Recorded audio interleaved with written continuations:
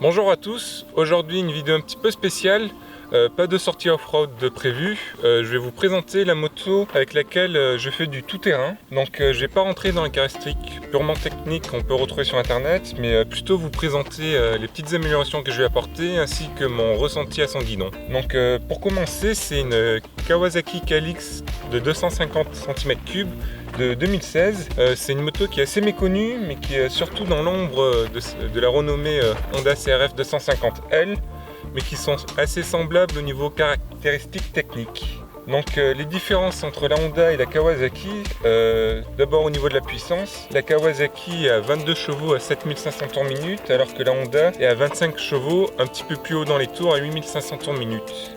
Pour ce qui est au niveau du poids, la Kawasaki est plus légère, elle fait 138 kg tout plein fait, alors que la Honda est à 146 kg. Alors un des premiers accessoires que j'ai installé sur la moto, ce sont les pare-mains. Ce sont des pare-mains de marque Acerbis, il me semble que c'est le modèle X-Factory. Alors avec la fixation en acier qui est sur le côté et qui permet de protéger les mains et les leviers d'embrayage et de frein en cas de chute. Donc au niveau du guidon, j'ai installé des cales de réhausse de guidon qu'on peut voir ici.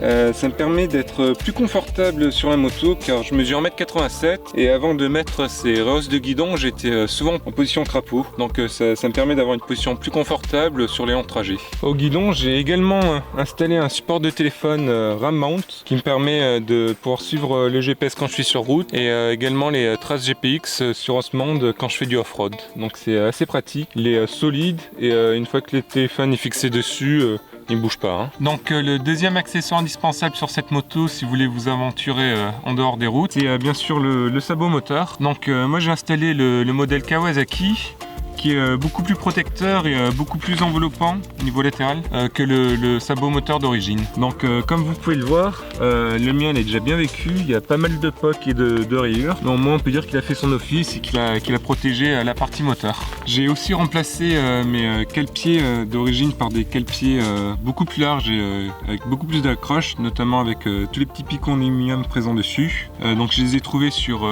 AliExpress. Je sais que niveau qualité c'est pas ce qu'il y a de mieux, mais pour le moment ils ont tenu lors de mes différentes sorties tout terrain. Donc j'ai acheté la moto avec un porte-paquet qui était déjà installé dessus. Sur ce porte-paquet j'ai installé une fixation qui me permet d'installer un bidon de 3 litres d'essence que j'installe comme ceci avec un système de verrouillage par vis.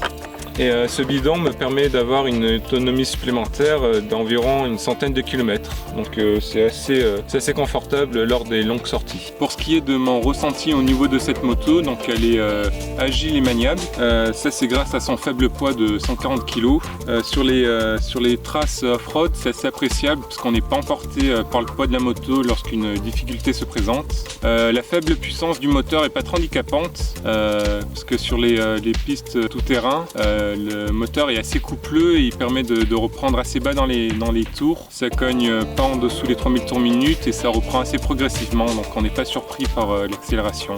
Une autre chose qui est appréciable aussi sur cette moto, c'est le peu de bruit qu'elle fait. Je suis resté avec l'échappement d'origine et il faut dire qu'elle est pas très bruyante, donc ça m'est déjà arrivé dans les chemins que les gens m'entendent vraiment qu'au dernier moment par le petit pétaradement du pot. Donc je vous montrerai ça dans une vidéo.